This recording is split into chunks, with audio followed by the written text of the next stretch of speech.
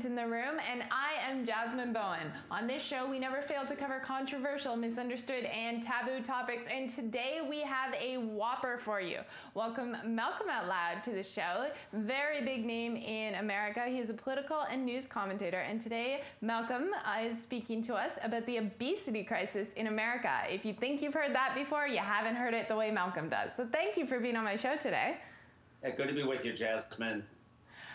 So first, tell me a little bit about yourself. I mean, who are you? Why are you qualified to speak on this topic? Right. Well, I'm not a health fitness expert. I'll say that up front. But, you know, listen, you don't have to be to understand the reality of where we sit right now, really around the world and certainly in America here. You know, I spent over 25 years, Jasmine, in corporate boardrooms, and I realized a lot of our challenges and struggles, you could find out a lot in the boardrooms. I always wondered why our best and our brightest didn't run for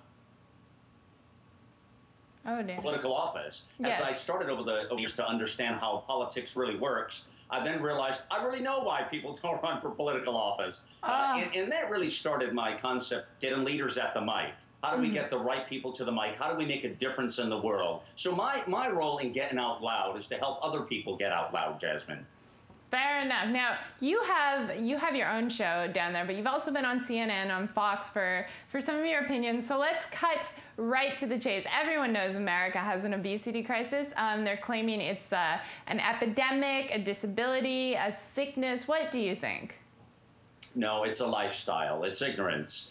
And before we go there, I want to ask you back something, if I might. Do this a little unconventional. I want to ask you, you just made a comment, okay, that everybody knows that in America there's an obesity. Tell me why that is. How do you know that?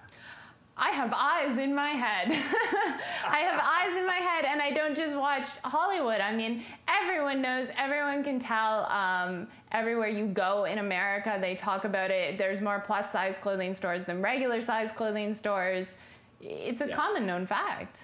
Yeah, you know, I hear you. And I'm just wondering, because I really didn't know what one's perception was that, you know, wasn't an American living here. I've never really asked that question to somebody. So, all right, so it's a concept. Yeah. I think that, you know, there are a few things here. I mean, obesity is a problem. It's not just in America, but around the world. In fact, it's actually a bigger problem, Jasmine, than hunger. Really? I mean, yes, I mean, if you can believe that, obesity is a bigger problem around the world than actually hunger is. And I think society as a whole, I think we're just eating too much. We're not, our lifestyle is out of whack. We're stressed. Stress brings it on. People are ignorant to what they really have to do to have a quality of life. And I think there are a combination of factors. And there are a lot of problems that come out of that. But listen, I don't know about you, but sometimes I'm at a nice restaurant or I'm out and about, and you just stop a moment and you watch, and you see that, you know, I like to people watch. I don't know about you. But yeah, all the time, yeah. Yeah, so I sit back and I'll watch, and it just amazes me the percentage of people who are overweight. Well, I mean, certainly where you are in America, that's true. Even in Canada, we see that a lot. But I mean, obesity can be a disease. I mean, this can be caused by diabetes. This can be caused by all sorts of health problems. But you think it's not. Well, no. There is a percentage. You're absolutely correct. There is a percentage that you would say that it is health related. There are issues. I mean, but that's a small percentage of the population, Jasmine. Right. This is not a widespread problem. Right. People don't, I mean, this is not the biggest problem we have. I mean, and listen, we could deal with that in our healthcare system if that's all we had. But that's not all we have. You know, it's the burden and the problem of people who just have this attitude that anything goes, they can just do whatever they want to do, and we'll get into it, I'm sure, today, but they can burden the health system. And listen, you know darn well we've had this whole controversy in America about health care reform, right? Absolutely, yes. It's a big topic right now where you are. And I've said all along, the biggest thing we can do for health care is to get off our backs, get off our asses, and do something, for God's sakes. The cost to the system in health care is off the charts. It is. I mean, here in Canada, we have free health care, but we're also taxed very, very heavily. But everyone is equal. Everyone's medical problems are treated equally. But that's not the deal down there, is it? No, because see what you're doing there in Canada, as a lot of Europe is as well, is you spread the risk around. Now, I don't find your system very fair, actually. Let me just say that. All right, tell me how our system isn't very fair. Well, why should I pay for you if you're 350 pounds and you get up in the morning and start eating bonbons instead of a healthy breakfast? Why do I want to pay for your happy ass? I don't want to pay for you. Go do your own thing, man. I don't want that burden on me. You understand? The problem is around the world, you all have the socialist attitude that you just want to spread it all around so that, you know, people, really though, you know what? That's not what America is built on. I'm sorry. No, America, we are taught in Canada socialism is a good thing, but I think that you're taught that it's the devil's spawn. Well, I mean, just look at the facts. Yes, I mean, absolutely. Well, although I will say this, we do have a socialist in the White House right now in President Obama. So no question he would qualify. Yeah. So, okay, tell me how, because say you have a heart transplant, Malcolm, you need to have a heart transplant and you can't possibly pay for it, but luckily all these other taxpayers are always chipping in, so you get your heart transplant and you're good to go. But someone who's obese shouldn't have the same sort of chip-in system? Well, let's analyze what you just said a moment, okay? If I needed a heart transplant because I had a faulty heart, something was wrong with my heart, you know, all right, I understand. There are points to what you're saying that would qualify. There's always unfairness in the world, Jasmine. Right. However, what if the fact that, again, I have an unquality life, I don't care. I have this attitude I can eat as much as I want. I don't exercise. I just do as I want to do. And then when something happens, I expect you to pay for it. How does that feel? By that attitude, hospitals should not accept prostitutes, drug addicts, any of that. Is that in line with your way of thinking as well?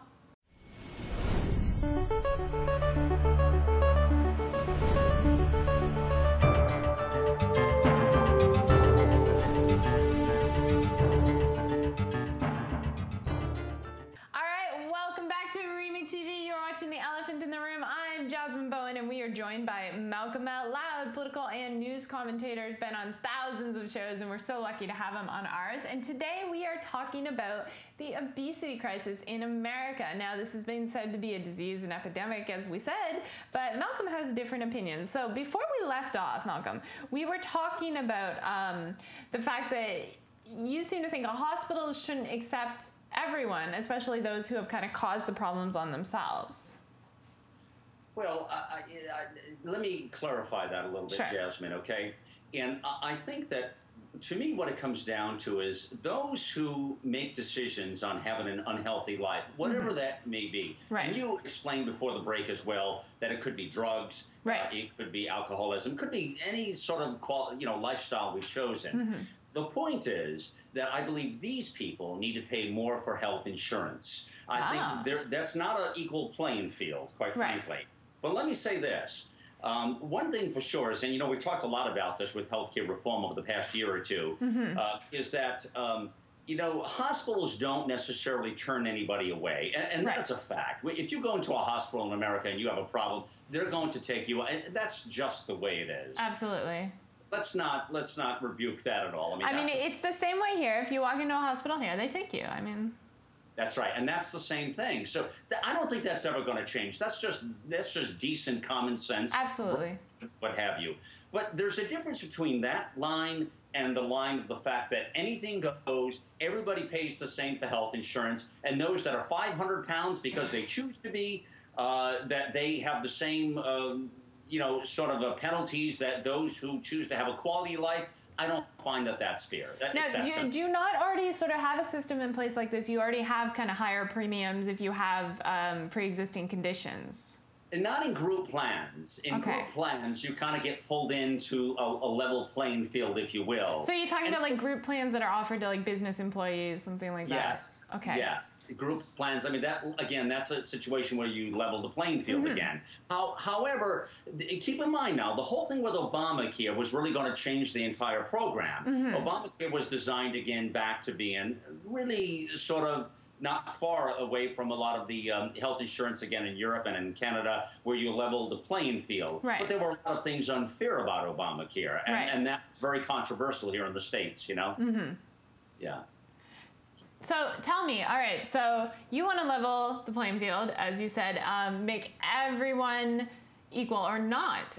If we have all these obese people paying different premiums, who's next to pay a different premium? I mean, should prostitutes pay a higher premium? I would say that's a great question, Jasmine. I mean, if you're going to go after the obese, who's next? Right, right. Well, you know, quite frankly, I think it's all fair. I mean, I think what we're talking about here is the quality of life again. Right. I think, is there a checklist that one should go through and check? I mean, it's just like when you go into a new doctor, you fill out those forms where, you have this, you have this, you have this. Well, it's the same thing with health insurance, really. Right, yes. I mean, if you check 5 out of 7 boxes, you're a higher risk. I think it's only fair that you pay a higher premium. I don't think that's unfair. The question is again, socialist medicine a fair thing where you spread it around? Listen, it's hard to regulate common sense. Right. There is no law for common sense, okay? If we could pass that law, that would be huge. Now, but really, no, you can't regulate common sense. So there has to be a penalty. I always say that. How do you regulate common sense? It's not possible. So back to the penalty part of it. I think you have to pay a penalty if anything goes in your life and it doesn't matter what you eat or who you are or who you sleep with, as you suggest, or what you do, well, then the fee should be a higher fee. It's that simple, man. I wouldn't want to insure you if you were out sleeping with everybody and eating like it didn't matter and what have you. I certainly wouldn't want the risk. Now, correct me if I'm wrong. My information may be a little bit outdated, but in all of America, do you have seatbelt laws and helmet laws? Yes. Everywhere now? Yes. Okay, because I believe there was a time not too long ago where you didn't have to wear your seatbelt and you didn't have to wear your helmet, and that was why, I mean, essentially the government couldn't tell you what to do. It was your choice to wear your helmet or seatbelt. But here, because they can tell us what to do, I think that's why healthcare is more. All right, you bring up a good point, and let me say this much right now. Now, here's where it gets really tricky, okay? When you talk about a helmet or you talk about a seatbelt, if you will, and by the way, seatbelts are not regulated in every state. It's okay, yeah, see, that's why I was asking, whether they're regulated across the board yet. Not federally, but state-wise it is. Okay. In many states, seatbelt is a law, and they can actually stop you if you don't have your seatbelt on. Oh, yeah, it's the same here. Yeah, you pay a fine and everything. But here's the difference of what you're speaking about. These are avocados and mangoes, if you will, and here's why, okay? Because you have a choice. You have a choice to ride a bike or not to ride a bike. Yes. Here's the argument in America. Now understand this. This is the pivotal point of what we're talking about on this show now. You have a choice to be in a car or not. Yes. It's a choice. But you don't have a choice to be alive or not. No. Well, yes, but no, we're not going to say that we commit suicide. Yes. But listen, hold on now. There's the point. Here's what the conservative movement says about what you just said. Okay. The point is, just because you're born shouldn't be a fact that you have to have health insurance. Getting in a car is a choice. Getting on a bike is a choice. But living, what is that? So in other words, if you have to have health insurance just because you're breathing, that again is where again, our two-party system, where conservatives felt that liberals crossed the line and were socializing medicine, if you will. Do you know what I'm saying? Absolutely. It kind of goes back to your common sense law, though. I mean, we all across the country here, we have to wear seatbelts. It's common sense that it will save your life, and I think that's why our playing field in healthcare is a little more leveled, because they can put those common sense laws in. Whereas if you make the choice not to wear your seatbelt and you get into a car accident, then you're right. I mean, why should someone pay for that? It all comes down to the question of this, Jasmine, and I ask this all the time to our audience. I ask this on radio every day throughout the country. How much government is too much government? Where's the fine line between that? And that really is the question. You know, the problem is this. Now, listen, I'm a common sense guy. I speak about this every day. Fair enough. But I think I find that, you know, the more government you have, the more challenging it is. And the problem is you get these power brokers in government who, again, as I say often, are seeking power, and they want to control your lives. The problem with all that is that, you know, there's a fine line between these power-hungry politicians who want to regulate your life and, you know, your freedoms. Right. And it really is a fine line, and it's something we argue and dispute here in America. What makes America unique is the fact of our capitalistic society and our democracies and our freedom and flexibilities completely to do whatever we want, when we want, how we want, without government interference. Thank you very much. And if you don't like it, too bad, so sad, there's the road. And if you want socialist programs, you can go to Europe, or quite frankly, to Canada, if you choose to, our friends to the north, which are great friends. But if you choose to have a mandated health insurance, and I guarantee you this, we haven't spoke about this yet, Obamacare is probably going to be knocked down, by the way. As you know, the Supreme Court has heard this. The ruling will be out in June, next month, and we will know whether it's unconstitutional, and we can talk about it after that happens. You and I can chat about it again on the show and see Obamacare. Why was it knocked down? And there's a whole lot to that story, but more than likely it's going to be unconstitutional. That's the question. We have a constitution here, and, you know, that fine line is, when do you cross that fine line is the question of what we're speaking about. Well, I mean, it certainly is, and with great power at any point comes great responsibility. I mean, everyone, including Spider-Man, knows that quote these days.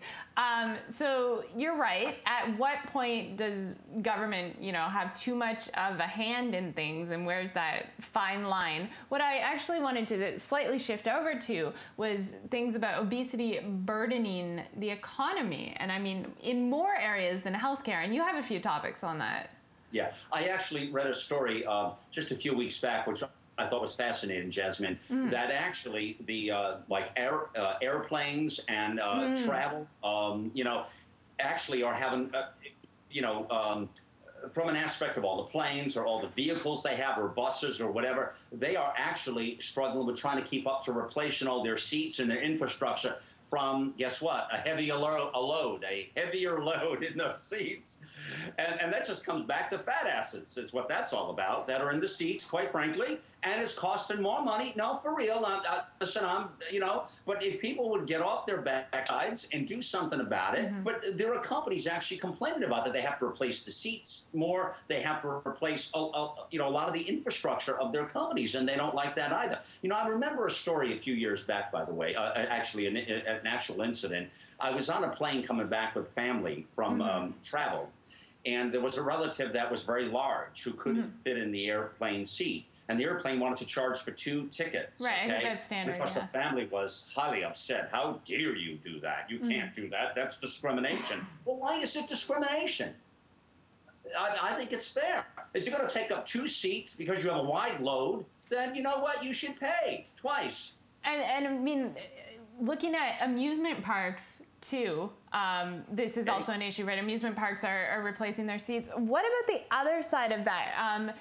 I had an experience. I was in Florida on, you know, typical theme park ride, and I was actually too tiny to fit in the seats, and I actually got bruises from the seatbelt because I was being thrown around because the seatbelt was made for someone who was bigger. And I mean, I'm a healthy person. I eat all the food all the time. So what about the other side, people who are naturally skinny versus naturally large? I mean, should accommodations be made for us too? Now you get into anorexia, and you get into other problems you could talk about, right? Absolutely. I mean, where people take it to the extreme. Obviously, again, back to the common sense law. There is no, where's the common sense in any of this? Sure, that's a hazard too. Right. But the numbers in that category are really insignificant. They don't even register on the scale. because obviously, and especially in our country, because as you know, Americans love to indulge, and I make fun of it all the time. But you're so right. And well, you know what you can do? I've got a tip for you in the future. Keep a tube of super glue with you, and just put a spot of that on the seat. That'll put you right there, girl. And maybe if I wanted to ride the ride all day, but I think I only wanted to go on it once. So that's it. You're just, you know, hey, you have to have a change of clothes, but it would keep you in place at least. That's true. And I, you know, being serious about it. But, you know, listen, again, everything we speak about really is common sense. And it's very hard to judge common sense. You can't do it. So I think it just comes down to, you know, what's fair. But again, something we discuss here all the time, again, is back to the size of government. The problem, Jasmine, is the more and more we have government in our lives, the more they seem to take over the private sector. One of the things that made our country great is to, you know, have this, we talk about this democracy, and we talk about being a capitalistic society. And, you know, I think that that's what makes America unique, is the fact that people have freedoms to do what they choose to do. The problem is those who choose not to have health insurance coverage is probably a burden. Well, it is a burden to the system because, as you and I said earlier, you could walk right into a hospital if you have a problem, and they're going to help you just the same. If you know, whatever it is, they're not going to turn you away, even if you don't have the money. Now, it may not be the level of quality of care that you might like. I mean, I probably that's correct, but you still are going to have some sort of coverage there. And even if you can't pay your bill, they're still going to do the right thing. And that was kind of the argument with Obamacare, by the way. Well, we already have universal coverage. I mean, if you're going to a hospital today, they're going to help you, they're going to take care of you, so on and so forth. That really was the argument, if you will. See? Now, just to kind of clear things up, the people who are obese because of a medical issue or something like that, you're not kind of on their backs. It's the people that's fair game. That is absolutely 100% fair game. Just like anything else you would have happen to your body. You know, there are times we are not in control of these things, Jasmine. And that's clearly, I mean, listen, that's the luck of the draw sometimes. Absolutely. No, that is absolutely 100% fair. Let's not be ridiculous. Okay, now let's talk about what you think needs to change, because American culture has come to the point where they don't know any other way but over serving in large portions, and I know there's a huge childhood obesity crisis. Wow. Well, oh, it's huge. And, you know, let me tell you this. I always laugh, Jasmine. You know, you go into a restaurant and you get you order something, and I'm not joking. I'm not kidding, and you know what I'm speaking about. It comes to the table, and most of these portions are enough to feed a family of 4. Now, we're talking a family. I mean, you just go in, and you know what? I've often asked heads of restaurants and you know, owners, and why do you do that? What are you, in cohorts with the Obesity Foundation? I mean, of just getting fat? Why do you do that? And you know, they talk about value. They want to give value to people. So we're destroying lives by bringing value. It's all perception, right? Perception over reality. So the value is what? That we want to get people fat and lazy and a burden to the health system. But if you feel good and you come back to Charlie's barbecue because we're feeding you up like a pig. You know, I remember this story last month too, by the way. This gentleman was refused. I don't know if you've seen this. It hit the national headlines. It was kind of funny. This pretty big guy went into an all-you-can-eat buffet.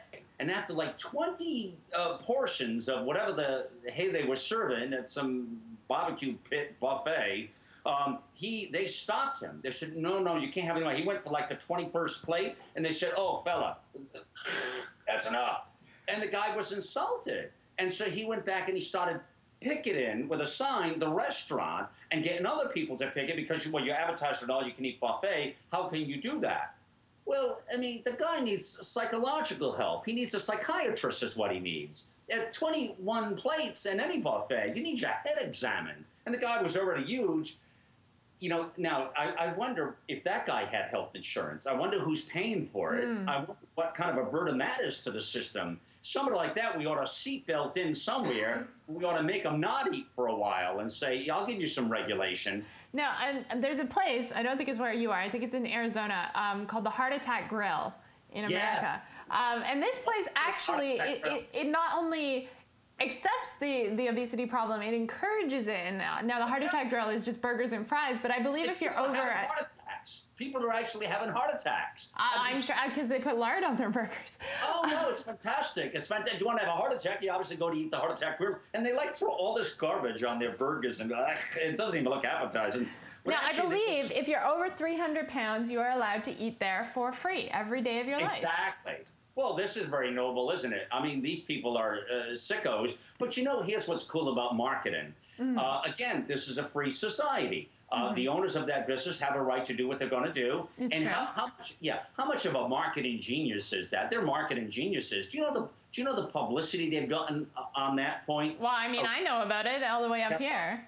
And somebody just had a heart attack a few weeks ago, by the way, and someone died recently in that. But so, I mean, they're living up to their testament of killing people. Oh, man. Their tagline will be not how many billions are served, it'll be how many millions we've killed. Oh, my goodness. Perfect, man. Perfect. Think about it. Oh, I think you have to take up your beef with the heart attack grill after this show. Well, it's a promotion of you and I talking about it.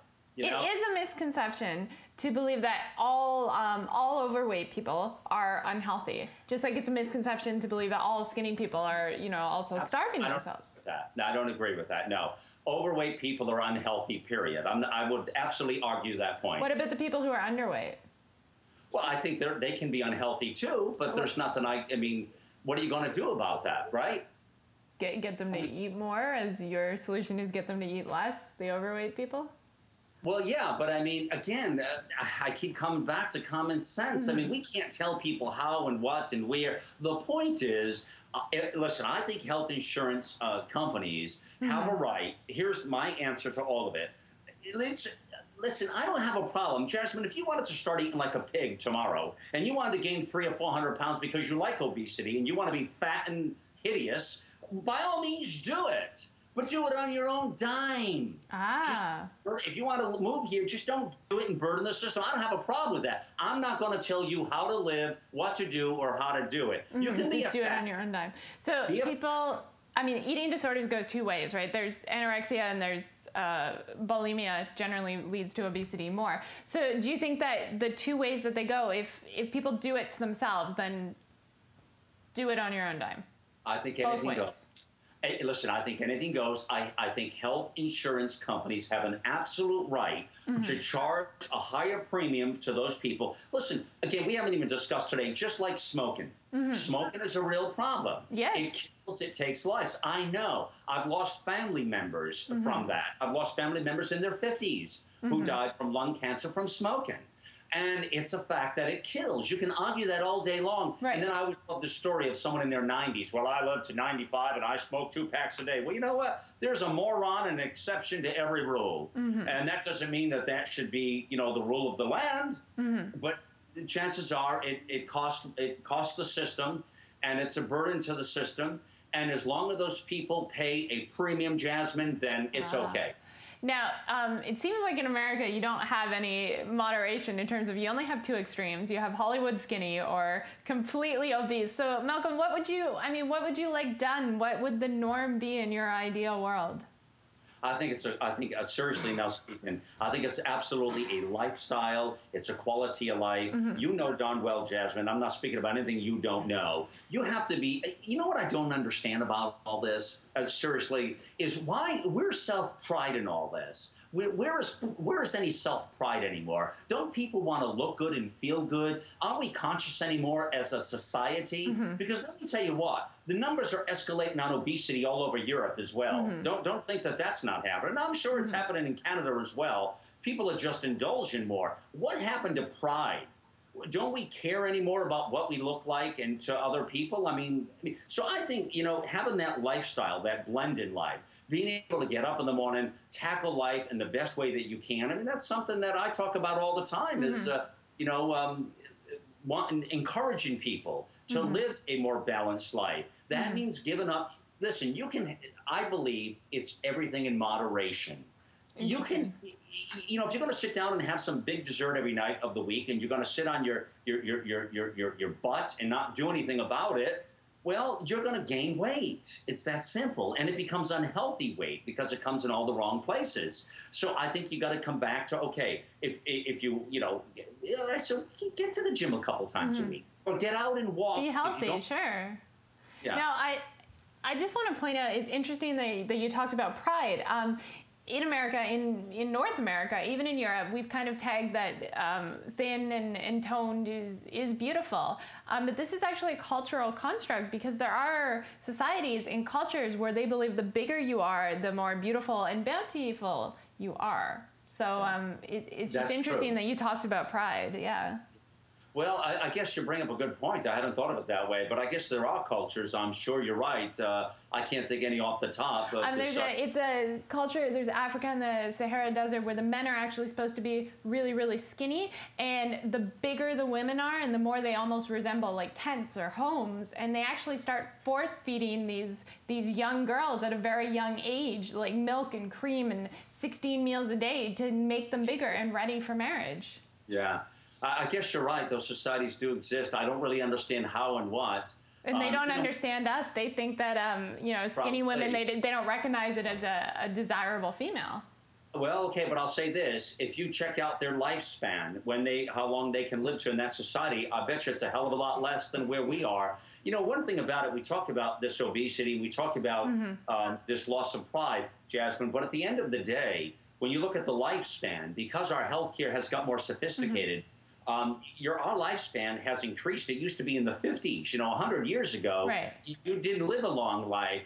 It's funny because now it's what the average life age, I think, is 73, 75 men and women, I think part of that is due to first world culture and Western medicine, though. Some cultures, they don't have access to what we have as well. Advances in treatment, yes. Advances in medicine, advances in everything. But again, it's just about, again, the question of what you and I are speaking about is the birth of spreading, spreading the risk around. That's the question. Absolutely, and whether, common sense should be put into this. In Canada, you spread it around. So somebody who's 500 pounds, you're actually paying for, Jasmine. You are. Here we're good, but you are. Yeah. Well, I mean, you do. I mean, you spread the healthcare around, the risk and reward sort of thing. There's something unfair about that. It's not that people. Let me say this. And for those who think, well, you're being inhumane, you're not being nice, Malcolm. But you know what? It has nothing to do with that. It really isn't. It's not that one wouldn't help their fellow man out. It's not that one wouldn't. That's not what we're talking about here. We're talking about how you can't regulate common sense. But it's really more so, Jasmine, those who are just abusive because they want to be abusive, those who go to the heart attack grill just to get fat and happy, and those who want to live that sort of a life, should we be paying the burden of that just like drug addicts? That's fair enough. Now, Malcolm, we are almost out of time. You just left us some great remarks, but do you have any closing remarks before we head out? Well, I just think, common sense, we talked about it all already. I think getting down to what makes sense, if you have a quality idea, this is something we address, believe it or not, socially and culturally on our own show, on our news magazine show. I would say to our audience, if you have a thought or an idea, email me at speakup@malcolmoutloud.com, speak up, and we'll talk about it. Let's engage in conversation. That's what social media is for, Jasmine. Facebook, LinkedIn, Twitter. You can connect up with us there on any of the social media, Malcolm Out Loud. But let me say this. If you disagree with what I'm talking about and you don't agree with any of this, you think I'm just way out of whack, email me at shutup@malcolmoutloud.com. Seriously. And it works very effectively. Our team will get that email in. We'll look at it. We'll talk about it. And we'll address it. So you can email me at shutup@malcolmoutloud.com. I think people will just email you because they want to email shut up. I mean, that's hilarious. Well, hey, we're not going to please everybody, nor do I try. You understand? All right. Well, thank you so much, Malcolm, for being on the show. It's been very refreshing, and I thoroughly enjoyed it. So thanks for staying with us the entire time. I really appreciate it. It's good to be with you, Jasmine. Let's stay connected and keep the conversation going. And when Obamacare, whatever's going to happen with that here, we'll talk about it after the fact. How's that? Absolutely. You have been watching Remake TV. I am Jasmine Bowen. We've had Malcolm Out Loud, famed news commentator, speaker. And if you want him to shut up, email him. His email address is easy. Just shut up. So check that out. Thank you so much again, Malcolm. And we will catch you next time on Remake TV. See you soon.